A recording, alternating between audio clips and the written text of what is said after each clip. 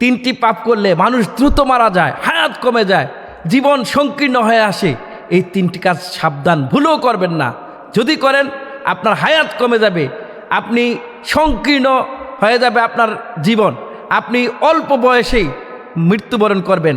এজন্য এই তিনটি কাজ ভুলও করা যাবে না। আসুন জানি আমরা এই তিনটি কাজ কি। 1 নম্বর কাজ, কখনো করবেন না, কখনো করবেন না। যে ব্যক্তি মিথ্যা বলে, অর্থাৎ যে ব্যক্তি মিথ্যা বলে তার হায়াত কমে যাবে, সে দ্রুত দুনিয়া থেকে চলে যাবে, তার জীবন সংকীর্ণ হয়ে যাবে, একেবারে সে অল্প বয়সেই মারা যাবে। এই জন্যে এই মিথ্যা করা ছাড়তে হবে। এই কথা আছে যে আসিদিকু ইয়ংজি আল কিযবি ইউহলিক ওয়াল কিযবি ইউহলিক। সত্য মানুষকে মুক্তি দেয়, মিথ্যা মানুষকে ধ্বংস করে। এই মিথ্যা অত্যন্ত কঠিন। রাসূল করিম সাল্লাল্লাহু আলাইহি ওয়াসাল্লাম বলেছেন যে মিথ্যা মানুষকে পাপের দিকে নিয়ে যায় আর পাপ মানুষকে জাহান্নামের দিকে দিয়ে যায়। সত্য মানুষকে নেকের দিকে দিয়ে নিয়ে যায়, নেক মানুষকে জান্নাতের দিকে নিয়ে যায়। এজন্য আমাদেরকে মিথ্যা বলা থেকে হেফাজত করা থাকা লাগবে। আল্লাহর কাছে অপছন্দনীয় হয়ে যায় যিনি মিথ্যাবাদী, আল্লাহর কাছে অপছন্দনীয় হয়ে যায়। যেমন আল্লাহ বলেন, নিশ্চয়ই আল্লাহ মিথ্যাবাদীকে হিদায়াত দেন না। সূরা জুমার আয়াত নাম্বার 3 আল্লাহ বলেছেন মিথ্যাবাদীকে আল্লাহ কি করেন না, হেদায়াত দেন না। অর্থাৎ বারবার যারা মিথ্যা বলে আল্লাহ তাদেরকে হেদায়াত থেকে বঞ্চিত করে দেন। 2 নম্বরে একজন মিথ্যাবাদীর কি হয়, গুনাহ বৃদ্ধি পায়, গুনাহ বাড়তেই থাকে। আমরা অনেক সময় বিভিন্ন ফান করে, দুষ্টামি করে, ফাজলামি করে, হাসাহাসি করে মিথ্যা কথা বলে থাকি। এগুলো করা যাবে না। এগুলো করলে আপনার গুনাহ বাড়তে থাকবে। গুনাহ বাড়তে থাকলে আপনার চেহারায় নূর থাকবে না, আপনি তখন হয়ে যাবেন অন্যরকম এবং মানুষ আপনাকে ভালোবাসবে না, আপনি অপছন্দনীয় হয়ে যাবেন। আল্লাহ আপনাকে পছন্দ করবে না, ফেরেশতারাও পছন্দ করবে না, মানুষও আপনাকে ভালোবাসবে না এই গুনার কারণে। এই জন্য গুনাহ বৃদ্ধি পায় মিথ্যার কারণে। এই মিথ্যা কথা বলা যাবে না। মিথ্যা ছোট মনে হলেও এটা একটা বড় গুনাহ, দরজা, গুনাহের দরজা, বড় বড় গুনাহ হয় এই মিথ্যার বলার কারণে। আপনি যদি মিথ্যা বলেন সেখানে গীবত হতে পারে, আপনি মিথ্যা বললে পরনিন্দা হতে পারে, আবার সে শুনলে কষ্ট পেতে পারে। এই জন্য মিথ্যা কথা থেকে বেঁচে থাকা লাগবে। 3 নম্বরে মানুষের বিশ্বাস নষ্ট হয়। যিনি বারবার মিথ্যা কথা বলে মানুষের বিশ্বাস নষ্ট হয়ে যায়। আপনি ধরে নিতে পারেন যে ইরান এবং ইসরায়েল এবং আমেরিকার যুদ্ধ, ডোনাল্ড ট্রাম্প সকালে একবার এক কথা বলে, বিকালে আরেক কথা বলে, রাতে ঘুমানোর আগে আরেক কথা বলে। এই জন্য ডোনাল্ড ট্রাম্পকে এত বড় প্রেসিডেন্ট হওয়ার পরেও তাকে কেউ বিশ্বাস করতেছে না, তাকে প্রতারক মনে করছে। এই জন্য মিথ্যা মানুষকে বিশ্বাস নষ্ট করে দেয়। আমরা 1 নম্বরে বলেছি যে মিথ্যা আল্লাহর কাছে অপছন্দনীয়, আল্লাহ মিথ্যাবাদীকে ভালোবাসেন না। 2 নম্বরে গুনাহ বৃদ্ধি পায়। 3 নম্বরে মানুষের বিশ্বাস নষ্ট হয়ে যায় এই মিথ্যার কারণে। 4 নম্বরে অন্তর কালো হয়ে যায়। রাসূল করিম সাল্লাল্লাহু আলাইহি ওয়াসাল্লাম বলেছেন, মানুষ যখন মিথ্যা কথা বলে তখন তার অন্তরে একটা কালো দাগ পড়ে যায়। তার কালো দাগ পড়ে যায়। এই অন্তরের কালো দাগ তাওবা ছাড়া, আল্লাহর জিকির ছাড়া উঠানো সম্ভব নয়, পরিষ্কার করানো সম্ভব নয়। এজন্য মিথ্যাবাদীকে কেউ ভালোবাসে না। Every person doesn't like a liar. একজন মিথ্যাবাদীকে সবাই অপছন্দ করে। এভরি ওয়ান ডিসলাইক লায়ার, অর্থাৎ প্রত্যেকেই মিথ্যাবাদীকে অপছন্দ করে। But every one like an honest person. একজন অনেস্ট ব্যক্তিকে সবাই পছন্দ করে। তদ্রূপ আল্লাহ সুবহানাহু ওয়া তাআলা মিথ্যাবাদীকে অপছন্দ করেন। এরপরে যিনি মিথ্যা কথা বলেন তার বারবার গুনাহ হতে থাকে এবং সে তার অন্তরে কালো দাগ পড়তে থাকে। এজন্য চেষ্টা করবো আমরা মিথ্যা থেকে বেঁচে থাকা। কিয়ামতের দিন শাস্তি, একজন মিথ্যাবাদী শুধু এই দুনিয়ায় লানত পায় না, বরং একজন মিথ্যাবাদী কিয়ামতের দিন ব্যাপক শাস্তি পায় এবং সে জাহান্নামী হয়ে যাবে। এজন্য ভাই, একটা কথা আছে, আল কিযবু উম্মুজ যুনুব। মিথ্যা হচ্ছে সমস্ত পাপের মূল অথবা গোড়া, যেখান থেকে হাজার হাজার গুনার উৎপত্তি হয়। এজন্য আসুন আমরা গুনাহ থেকে বেঁচে থাকি। গুনাহ থেকে বেঁচে থাকলে আমরা মিথ্যা বলা যাবেই না, যাবেই না, যাবে না। 6 নম্বরে একজন মিথ্যাবাদী মুনাফিক হয়ে যায়। মুনাফিকের লক্ষণ হচ্ছে যে মিথ্যা বলা। রাসূল করিম সাল্লাল্লাহু আলাইহি ওয়াসাল্লাম বলেছেন যে মুনাফিকের 3টা লক্ষণ আছে। 1 নম্বরে যখন সে কথা বলে মিথ্যা বলে, 2 নম্বরে যখন সে ওয়াদা করে খেলাপ করে, 3 নম্বরে যখন তার কাছে আমানত রাখে সে খেয়ানত করে। যে ইজা ওয়াদা আখলাফা ওয়া উতমিনা খানা। আর যখন কথা বলে সে মিথ্যা কথা বলে। এজন্য চেষ্টা করা লাগবে আমাদেরকে মুনাফিক থেকে বেঁচে থাকার জন্য। কারণ আল্লাহ তাআলা বলেছেন, ইন্নাল মুনাফিকিনা ফিদ-দারকিল আসফালি মিনান নার, মুনাফিকরা একেবারেই জাহান্নামের নিম্ন স্তর থেকে নিম্ন স্তরে পৌঁছে যাবে, জাহান্নামী হয়ে যাবে। তাহলে আমরা এখান থেকে বেরিয়ে আসার কী উপায় আছে? সব সময় সত্য কথার অভ্যাস বলা লাগবে। ভুল হলে তাওবা করা লাগবে। আপনি তওবা করেন, আপনার সব গুনাহ মাফ হয়ে যাবে। মিথ্যা বলেছেন, হাজার হাজার গুনাহ হয়েছে, মাফ হয়ে যাবে। আপনি তওবা করেন, তওবায় আপনার গুনাহ আল্লাহ পাক মাফ করে দেবে। কথা বলা আগে চিন্তা করতে হবে এটা কি সঠিক কিনা। 4 নম্বরে আল্লাহর ভয় রাখুন। মনের ভিতরে যদি আল্লাহর ভয় থাকে, ইয়া আইয়ুহাল্লাযীনা আমানুত্তাকুল্লাহ হাক্কা তুকাতিহি ওয়া লা তামুতুন্না ইল্লা ওয়া আনতুম মুসলিমুন। তোমরা আল্লাহকে ভয় করার মতো ভয় করো, যেমনি করে ভয় করা উচিত।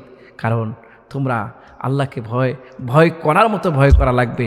সম্মানিত দর্শক, আসুন আমরা আল্লাহকে ভয় করি। আল্লাহ বলছেন, ইন্না আকরামাকুম ইনদাল্লাহি আতকাকুম।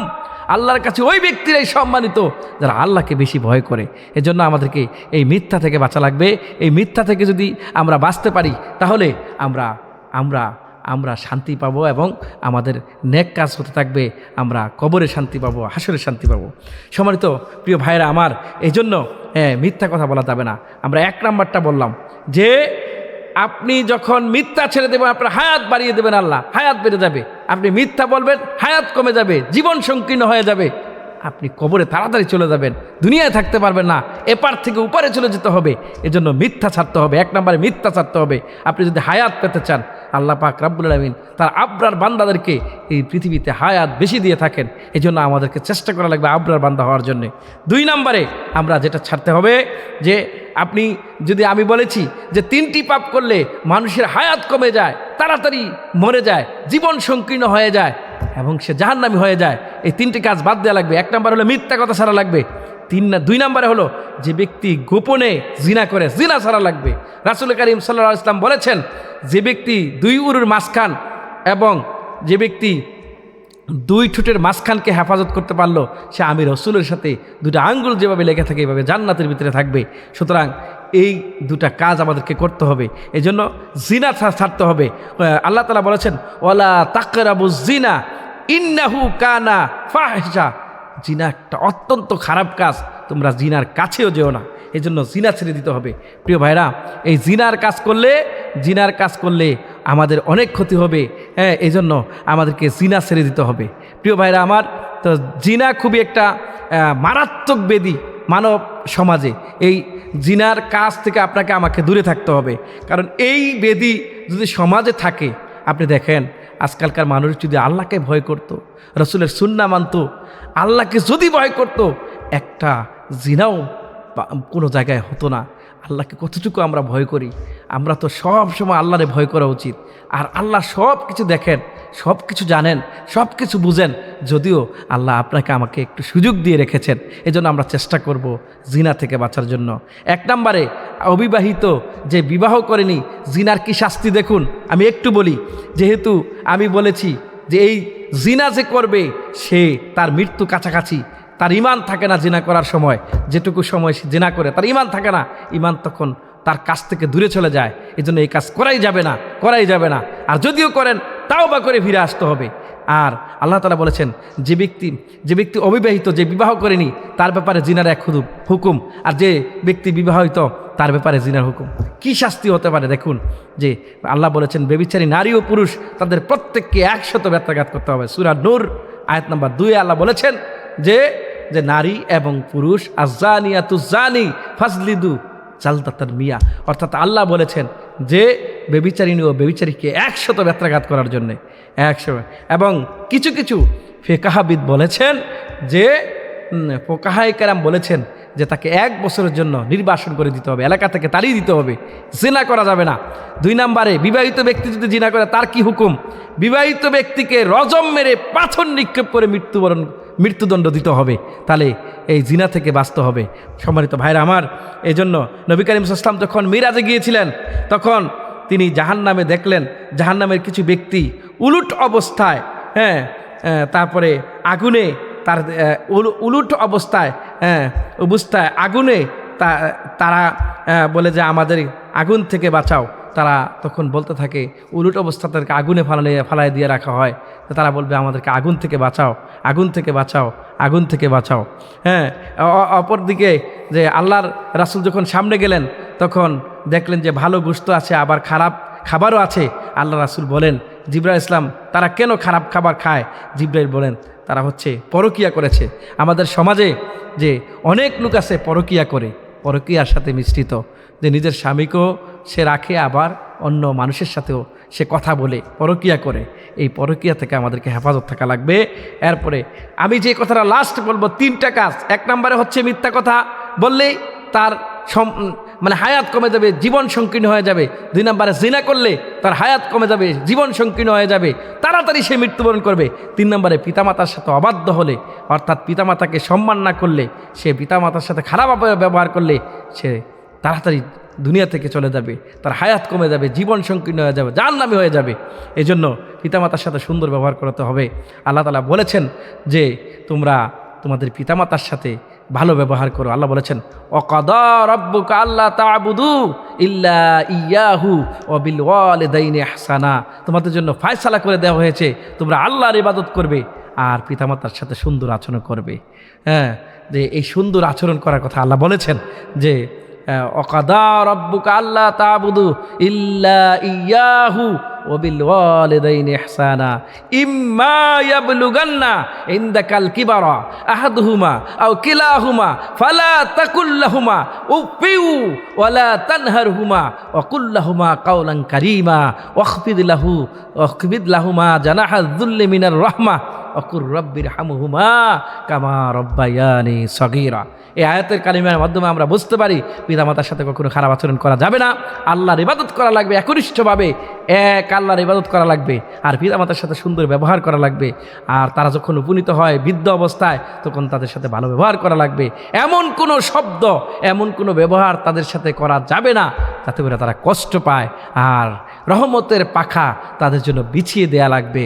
আর তারা যখন মরে যায়, দুনিয়া থেকে চলে যায়, তাদের জন্য দোয়া করা লাগবে। আল্লাহ দোয়া শিখিয়ে দিয়েছেন, ওয়াকুর রব্বিরহামহুমা কামা রব্বায়ানি সগীরা। ও যুবক, তুমি কার সাথে বেয়াদবি করো? পিতামাতার সাথে খারাপ ব্যবহার করো। কে দিয়েছে তোমাকে এই পাওয়ার, এই এবিলিটি?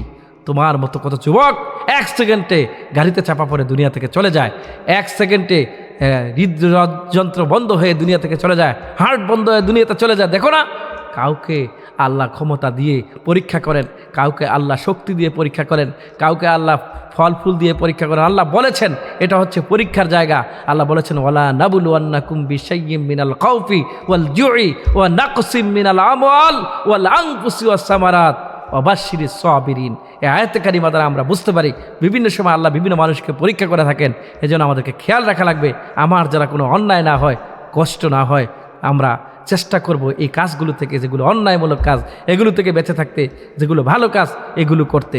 সম্মানিত ভাইরা আমার, যে আমরা যে কাজ করব না, এমন কোনো কাজ করব না যে কাজ আমাকে জাহান্নামের দিকে নিয়ে যায়, যে কাজ আমাকে জান্নাতি বানায় না, যে কাজ আমাকে আমার মৃত্যুটাকে সহজ করে তাড়াতাড়ি করার জন্য সহজ করে দেয়, এরকম কাজই করা যাবে না। এই কাজগুলোর মধ্যে 3টা কাজ যে মৃত্যু খুব ডেকে নিয়ে আসে, সংকীর্ণ সময়ে মারা যায়, সংকীর্ণ হয়ে যায় তার হায়াত, এবং সে তাড়াতাড়ি দুনিয়া থেকে চলে যায়। 1 নম্বর কাজ হলো যে, একটা হলো যে মিথ্যা কথা বলে, 2 নম্বর হলো যে জিনা করে, 3 নম্বর হলো যে পিতামাতার সাথে অবাধ্য আচরণ করে। এই 3টা থেকে যদি বেঁচে থাকতে পারেন, লং লং লং টাইম আপনি হায়াত পাবেন। আপনি যদি দুনিয়াতে কম হায়াতও পান, আপনি জান্নাতি হবেন। আল্লাহ পাক আমাদেরকে সঠিক বুঝ দান করুক, আমরা আমিন।